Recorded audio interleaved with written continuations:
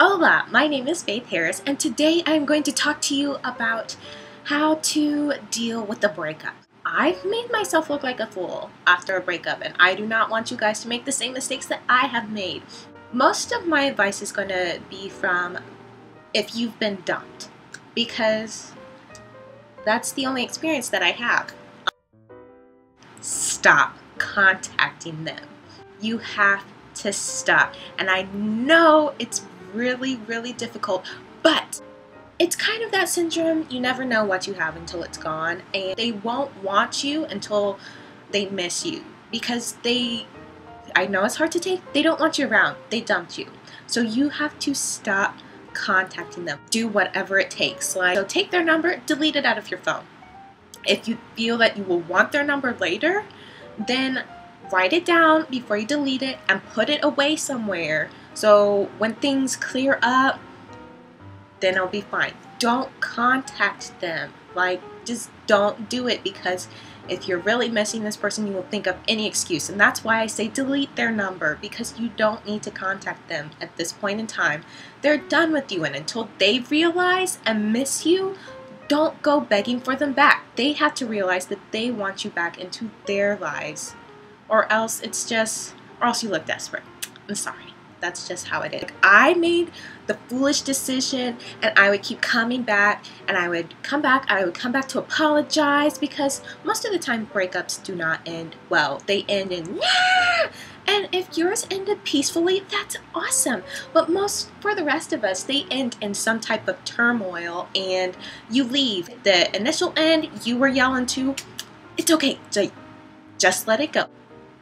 All in all, they broke up with you. They don't want to see you. Do not come back and apologize and be like, oh, I'm sorry for yelling at the end of our fight, at the end of our breakup. I'm so sorry, and I still love you, and can we fix it? Don't come back and be like, oh, rah, rah, rah, rah, rah, rah, rah, rah. No, you have to let it go with them. You can release your emotions in other places, like the comment section below, but do not take the drama. Don't continue the drama or drag it out. It will just hurt you more, and it will just cause more confusion, and it's just a turn off if you keep coming back, and just don't do it. Sometimes the person who broke up with the other person, they get a lot of things off of their chest, or one person leaves the relationship feeling like they didn't get to have their little shout argument. So they break up, and then later the person's like, I'm going to come back and say all I want to say now. And it just makes things more complicated and more difficult. If your breakup ended dramatically, or your other person is just being a douchebag, be the bigger person.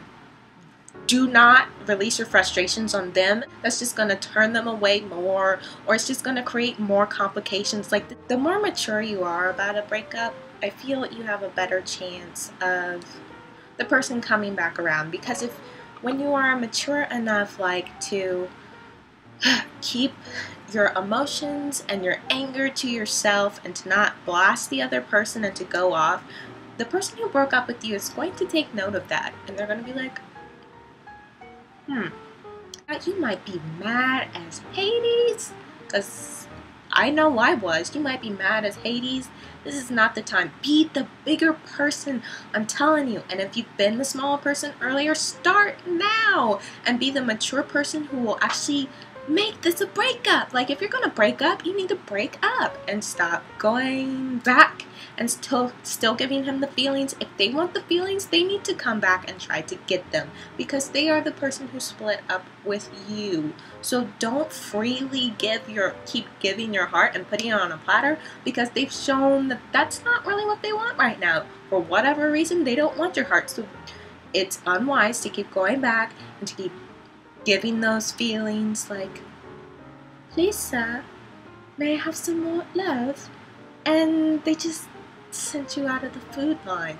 You have to become selfish in a breakup, because you were just in a relationship, and if you were a good person in a relationship, it was all about the other person, and so you were just them. But when they break up with you, do not give them the satisfaction of still having that love and that attachment, and all of that attention. When they break up with you, make them sleep in the bed that they just made, because them breaking up with you is them saying, I don't want you anymore. So make them eat that all the way. Don't still be lingering around, expressing your feelings, wasting anger on them. No. Put on that face and say, okay, well, you dumped me. You don't want anything to do with me right now? All right. Give them their bed to sleep in. Like, they made their bed, make them sleep in it. Like, after time has passed within the breakup, then maybe you can go back and say, I'm sorry, and etc., etc. But immediately after, you gotta get some time to cool off, because if you've been dumped, you're just still, it's an emotional whirlwind, and you have to pull yourself together and be in a more stable set of mind, not emotionally angry and just yelling, because then, no, just don't do it. You have a better chance if you just let it go with them and you release your frustrations maybe to someone, to a friend that you can trust to be biased. Do not go around bad-mouthing him to a lot of people, because it's just in the moment. And like, you don't want to go around and tell everybody. You find that one friend who you know will be there for you and just vent to them. If you can't find a friend, go on the internet and vent on anonymously on little boards. Do not take it to him. You just have a better chance, and most often than not, you're just venting in the moment because you're so upset and you're so hurt and you're so angry. You can control your emotions.